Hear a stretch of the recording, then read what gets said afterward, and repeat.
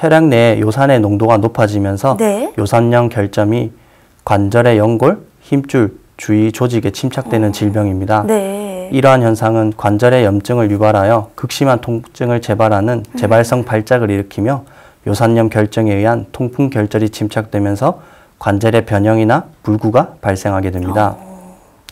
관절의 이상 외에도 다양한 신장 질환을 일으키고 네. 요산에 의해 신장 돌이 생기는 신석증이 발생하기도 합니다. 주로 중년 이상의 남성에게 많이 발생하는데 네. 근래에 발생 빈도가 증가되고 발병 연령이 낮아지는 이유는 네. 환경적 영향에 의한 것으로 보입니다.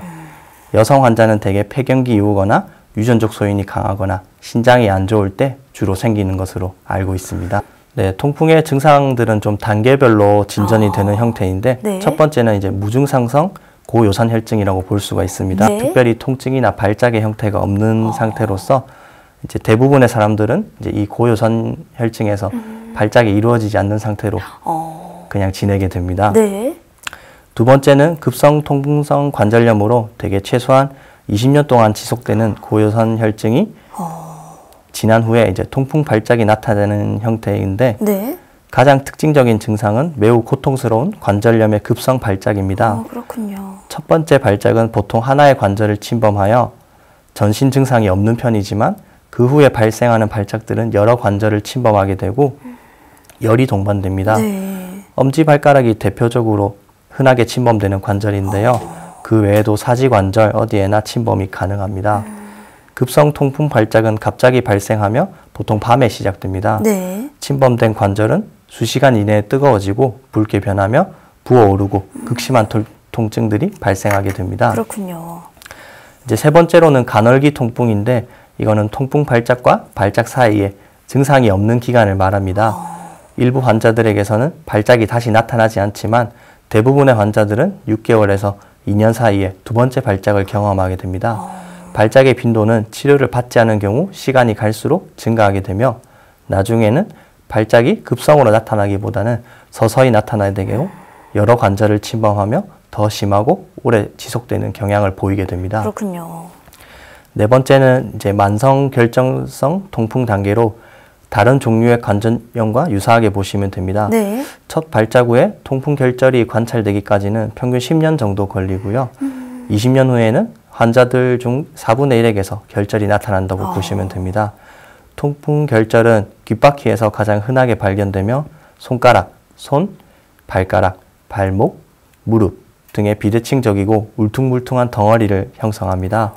결절의 형성은 서서히 일어나며 비록 결절 자체가 통증을 만들지는 않더라도 침범 부위 관절의 뻣뻣함이나 약한 지속적인 통증을 일으킨다고 볼 수 있습니다. 유산 수치를 낮추는 방향으로 식이 조절을 먼저 하게 됩니다. 그렇군요. 비만이나 고지혈증, 고혈압 등 대사장애에 준해서 음식 섭취를 하시면 되고요.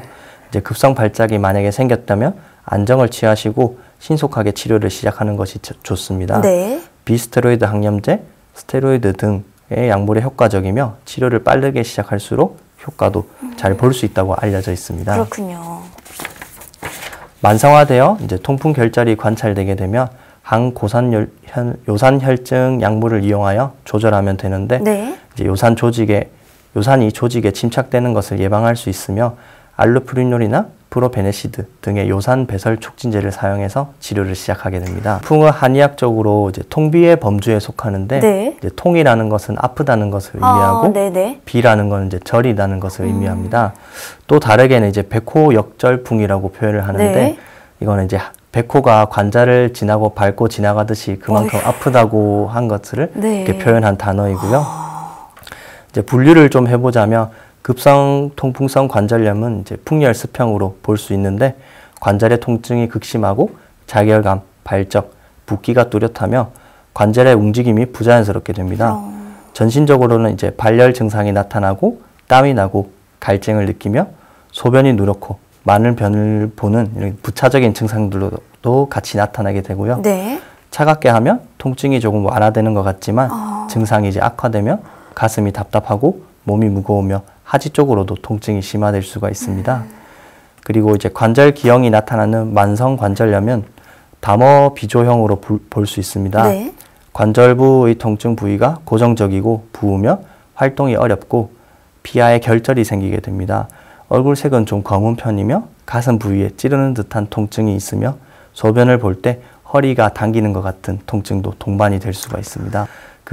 드시는 맥주 중에 맥주에는 이제 퓨린이 많이 함유되어 있기 때문에 그 어떤 술보다도 맥주가 통풍에는 안 좋다고 볼 수 있습니다. 그렇군요. 그리고 소주나 증류주에도 퓨린이 없다고는 하지만 알코올도 체내에서 분해되며 요산을 생성하기 때문에 이제 통풍을 유발할 수가 있고요.